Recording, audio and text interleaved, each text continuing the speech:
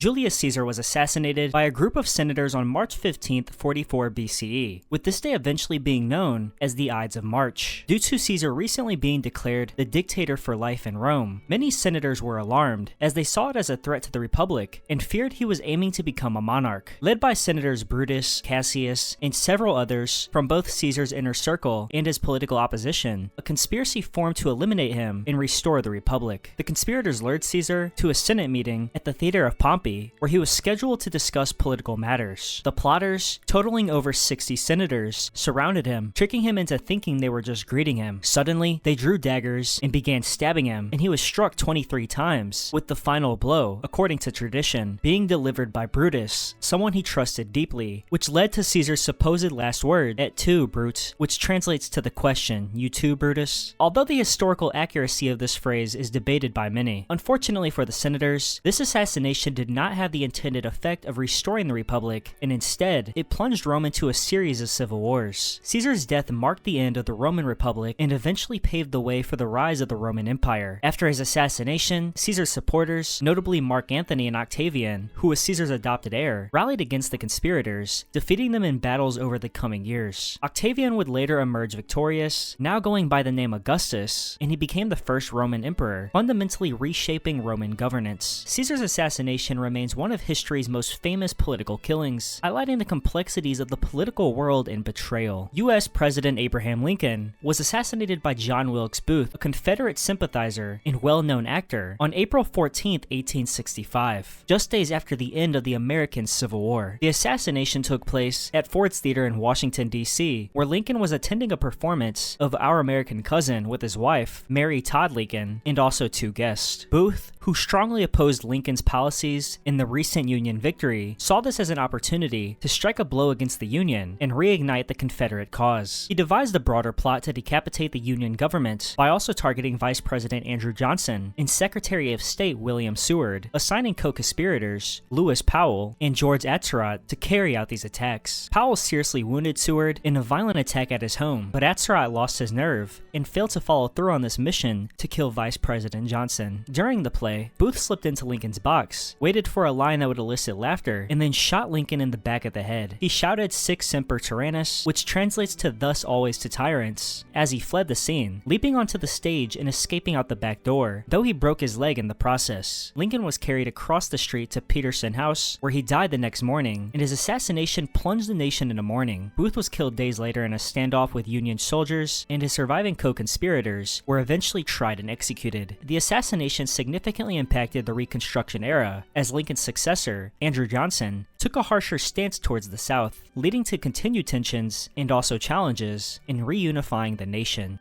Tsar Alexander II of Russia was assassinated in St. Petersburg by members of a revolutionary group called Narodnaya Volya, which translates to the People's Will, on March 13, 1881. He was known as the Tsar Liberator for his vast reforms, including the 1861 emancipation of the serfs, where Alexander II made significant attempts to modernize Russian society. However, his reforms also sparked discontent, particularly among radical groups who saw even more radical changes to Russia's autocratic system. Narodnaya Volya believed that violent action was necessary to overthrow the monarchy and establish a more democratic society. Over time, the group made several attempts on Alexander II's life, each one increasingly bold and calculated. On March 13th, members of Narodnaya Volya executed a carefully orchestrated plan, and as the Tsar traveled by carriage through St. Petersburg, a member of the group threw a bomb that exploded near the carriage. Although the Tsar survived the initial attack, he chose to step out to check on the injured guards and bystanders. At that moment, another member threw a second bomb, fatally wounding the Tsar. Alexander II died shortly afterwards, and this assassination had profound consequences for Russia. Alexander III, his son and successor, took the throne and abandoned his father's reformist path, embracing a repressive autocratic rule. He cracked down on revolutionary groups, expanded the secret police, and implemented strict censorship laws. The people's will was severely repressed, but their actions intensified the ongoing conflict between the Russian government and revolutionary movements. Ultimately, the assassination highlighted deep-rooted tensions within Russian society, and the repression that followed only intensified revolutionary efforts, laying the groundwork for further unrest and, decades later, the 1917 Russian Revolution. U.S. President William McKinley was shot at close range by Leon Czolgosz during a public meet and greet at the Pan American Exposition in Buffalo, New York on September 6, 1901. McKinley was in the middle of his second term, a time marked by rapid industrial growth and U.S. expansionism, and he was a popular figure due to his policies that bolstered the economy and supported American intervention abroad. Czolgosz, a self-proclaimed anarchist who believed that the government oppressed working people, saw the assassination as a way to strike back at the American political system. He had been inspired by anarchist rhetoric in the assassination of other world leaders, and on the day of the attack, he waited in line to meet McKinley, concealing a pistol in a handkerchief. When he reached the president, Czolgosz shot him twice in the abdomen, and initially, doctors were optimistic about McKinley's recovery, but complications set in, and he died from gangrene on September 14th. He was the third president to be assassinated, sparking a nationwide outcry for stronger security measures for political officials, and igniting debates over anarchism. Czolgosz was swiftly convicted and executed, but the event intensified public fear of radical political movements, leading to stricter surveillance and policing of anarchist groups in the United States. McKinley's assassination had many political consequences and outcomes, as Vice President Theodore Roosevelt succeeded him, bringing a wave of progressive reforms and an assertive foreign policy that reshaped the presidency. Roosevelt's approach to domestic policy, known as the Square Deal, and his efforts in establishing the United States as a global power, left a significant impact on American politics. McKinley's death highlighted the vulnerability of public figures and led to changes in how presidents were protected, influencing security protocols for generations to come. Archduke Franz Ferdinand of Austria-Hungary and his wife, Sophie, were assassinated in Sarajevo by Gavrilo Princip, a Bosnian Serb nationalist, on June 28, 1914. Franz Ferdinand was heir to the Austro-Hungarian throne and had come to Sarajevo to inspect imperial troops. The couple's visit took place on Vidovdan, a Serbian national holiday, which stirred tensions in the region, already full of nationalist unrest and resentment towards Austro-Hungarian rule. Princip was a member of Young Bosnia, a nationalist group that sought independence for Slavic territories that were under Austro-Hungarian control. He was part of a larger plot organized by the Black Hand, a secret Serbian society committed to ending Austro-Hungarian influence in the Balkans. The group's aim was to strike a blow for Serbian nationalism and destabilize the empire. Armed with weapons provided by the Black Hand, Princip and several other conspirators stationed themselves along the route of Archduke's motorcade, and initially, another conspirator threw a bomb at the car, but it missed, injuring others in the entourage. Despite the failed attempt, Franz Ferdinand insisted on continuing the visit, and later, as his car took a wrong turn, it stopped directly in front of Princip, who fired two fatal shots, killing both the Archduke and Sophie. The assassination set off a rapid chain of events that ended up starting World War I, and Austria-Hungary, backed by Germany, issued an ultimatum to Serbia, and when its terms were not fully accepted, they declared war. This triggered a web of alliances, with Russia, France, and eventually Britain joining the conflict against the Central Powers. The assassination thus ignited a global war that reshaped world politics, leading to the fall of empires, radical shifts in political power, and long-lasting geopolitical tensions that shaped the 20th century. Mahatma Gandhi, a key leader in India's struggle for independence and an advocate for nonviolence, was assassinated in New Delhi by Nathuram Godse, a Hindu nationalist, on January 30th, 1948. Gandhi was conducting a prayer meeting at Birla House when Godse, blending into the crowd, approached him. As Gandhi raised his hands in greeting, Godse shot him 3 times at close range, killing him instantly. Godse, along with others in Hindu nationalist circles, resented Gandhi's calls for unity between Hindus and Muslims in post-independence India. They believed Gandhi's stance was overly accommodating towards Muslims, especially following the violent partition of India and Pakistan in 1947, which led to communal conflict and massive displacement. Godse felt that Gandhi's influence hindered the establishment of a Hindu-dominated India and was enraged by Gandhi's advocacy for peaceful relations between the two religious communities. Following Gandhi's assassination, India went into mourning, and the event shocked the nation and the world, as Gandhi was beloved by everyone and was viewed as a global icon of peace and justice. His death led to widespread criticism of religious extremism, particularly among Hindu nationalist groups. The Indian government banned the RSS, an organization linked to Godse, though it was later reinstated after an investigation. Godse and an accomplice were quickly tried and executed in 1949, and Gandhi's assassination exposed deep divisions within India's society and reinforced the need for unity and tolerance. Politically, it sparked a turn in newly independent India's history, intensifying efforts to create a secular state despite communal tensions. Internationally, Gandhi's death highlighted the dangers of extremism, solidifying his legacy as a symbol of sparked peaceful resistance and inspiring civil rights movements around the world. U.S. President Harry S. Truman had an assassination attempt on November 1st, 1950, which occurred at Blair House, where he was staying during White House renovations. The attackers, Griselio Torresola and Oscar Collazo, were members of the Puerto Rican Nationalist Party, which sought independence for Puerto Rico from U.S. rule. They aimed to draw attention to their cause by assassinating Truman, in which they meticulously planned their assault. Armed with pistols, they approached Blair House in the late morning, and as they attempted to storm the building, they were met by White House police officials. A violent shootout erupted on the front steps of Blair House, and Torresola managed to mortally wound an officer who, despite his injuries, returned fire and killed Torresola. Collazo was subdued and arrested, ending the attack before Truman, who was inside and unharmed, became aware of the commotion. The motivations of the attackers were rooted in Puerto Rico's complex relationship with the United States, as it was acquired in 1898 following the Spanish-American War. Puerto Rican nationalists believed that violent action was the only way to push for independence, as diplomatic efforts resulted in no change. The assassination attempt brought attention to Puerto Rican nationalist movements and sparked a conversation about the island's political status. Collazo was sentenced to death, but Truman later reduced his sentence to life imprisonment, and he was eventually released in 1979. Truman's calm response to the attack highlighted his resilience and strengthened public resolve against political violence as a means to enact change. U.S. President John F. Kennedy was assassinated in Dallas, Texas, while riding in an open-top motorcade with First Lady Jacqueline Kennedy on November 22, 1963. As the motorcade passed through Dealey Plaza, shots were fired, and Kennedy was struck by 2 bullets, one in the neck and one fatally in the head. Texas Governor John Connally, seated in front of Kennedy, was also injured, and Kennedy was rushed to Parkland Memorial Hospital, where he was pronounced dead shortly afterwards. Lee Harvey Oswald, a former Marine with pro-Soviet and pro-Cuban sympathies, was arrested shortly after the assassination. Oswald had a complex political background, including a defection to the Soviet Union and active involvements in pro-Castro organizations. The exact motive behind Oswald's actions remains unclear, though he appeared to harbor anti-US government sentiments. 2 days after his arrest, Oswald himself was shot and killed by nightclub owner Jack Ruby in a Dallas police station, fueling decades of speculation and conspiracy theories. The impact of Kennedy's assassination was profound and long-lasting, as it marked a moment of national trauma, and his death stunned both the US and the world.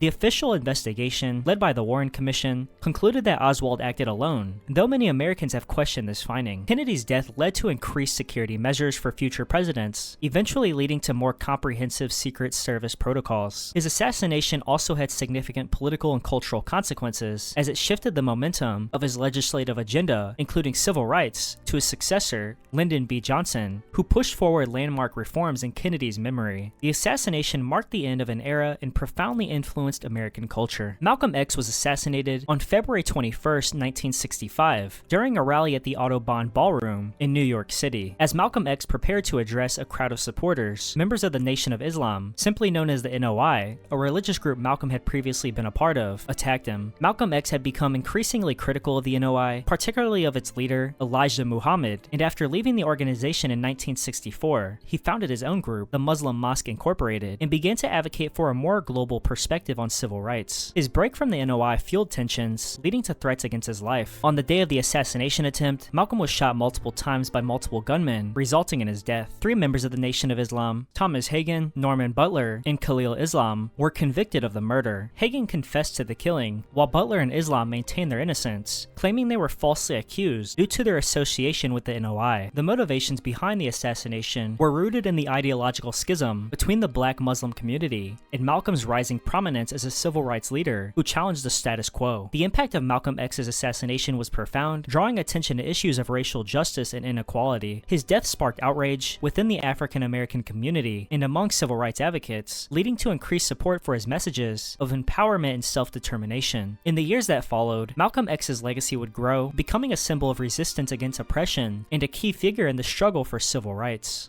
Martin Luther King Jr. was assassinated on April 4, 1968, in Memphis, Tennessee. King was in the city to support a sanitation workers' strike, advocating for better wages and working conditions. He was shot by James Earl Ray while standing on the balcony of the Lorraine Motel. The bullet struck him in the neck, and he was pronounced dead at the hospital shortly after. James Earl Ray, a fugitive with a history of criminal behavior, was motivated by a combination of personal beliefs and societal factors. While his precise reasons remain debated, Ray reportedly harbored racial animosity and saw King as a prominent figure in the civil rights movement whose influence needed to be be eliminated. After the assassination, Ray fled the scene and was captured 2 months later at London's Heathrow Airport. King's assassination had a profound and immediate impact on the nation as it sparked riots and protests in over 100 cities, reflecting the anger and despair of many African Americans in response to the loss of one of their civil rights leaders. The violence that erupted led to a heightened sense of urgency regarding civil rights legislation, ultimately contributing to the passage of the Fair Housing Act later that year. The aftermath of King's assassination also prompted a national reflection on racism, inequality, and the ongoing struggle for civil rights in America. His death marked a turning point in the civil rights movement, leading to a more militant approach among some activists, while also solidifying King's legacy as a martyr for justice and equality. Today, he is remembered as a symbol of nonviolent resistance and the ongoing fight for social justice. Robert F. Kennedy was assassinated on June 5, 1968, shortly after he delivered a victory speech at the Ambassador Hotel in Los Angeles, California, celebrating his win in the California primary for the Democratic presidential nomination. As he walked through the hotel kitchen, he was shot multiple times by Sirhan, a 24-year-old Palestinian. Sirhan fired a total of 8 shots, hitting Kennedy and several others present. Sirhan's motivations were rooted in his opposition to Kennedy's pro-Israel stance, particularly in light of the Six-Day War that had occurred just weeks earlier, which heightened tensions in the Middle East. Sirhan was reportedly angry over U.S. support for Israel, believing that Kennedy's presidency would strengthen that support. Kennedy was critically injured and died from his wounds on June 6, 1968, at the age of 42. His assassination shocked the nation, occurring just a few months after the assassination of Martin Luther King Jr., and it deepened the sense of crisis and instability in the United States during the 1960s. The impact of Kennedy's assassination was immediate and profound, and it led to widespread mourning and further polarized the political landscape. His death extinguished hopes for a renewed democratic vision that many had associated with his candidacy. Sirhan was arrested at the scene and later convicted of first-degree murder, receiving a life sentence. His actions prompted debates about mental health, gun control, and the fragility of political ideas in troubling times. The assassination attempt on Pope John Paul II occurred on May 13, 1981, in St. Peter's Square, Vatican City. As the Pope was greeting a crowd of over 10,000 people, he was shot 4 times by Mehmet Ali Aka, a Turkish gunman, who was quickly subdued by bystanders. The Pope was seriously injured, sustaining wounds to his abdomen and hand, but he survived the attack after undergoing emergency surgery. Aka was a member of a far-right militant group in Turkey and had a complex political background. His motivations for the assassination attempt are believed to be linked to his opposition to the Pope's influence, specifically in relation to the political climate in Eastern Europe and the spread of communism. Some theories suggest that Aka was influenced by a larger conspiracy involving the Bulgarian government and the Soviet Union, aiming to undermine the Pope's role in promoting democratic movements in Poland and elsewhere. The impact of this assassination attempt was significant, leading to heightened security measures for the Pope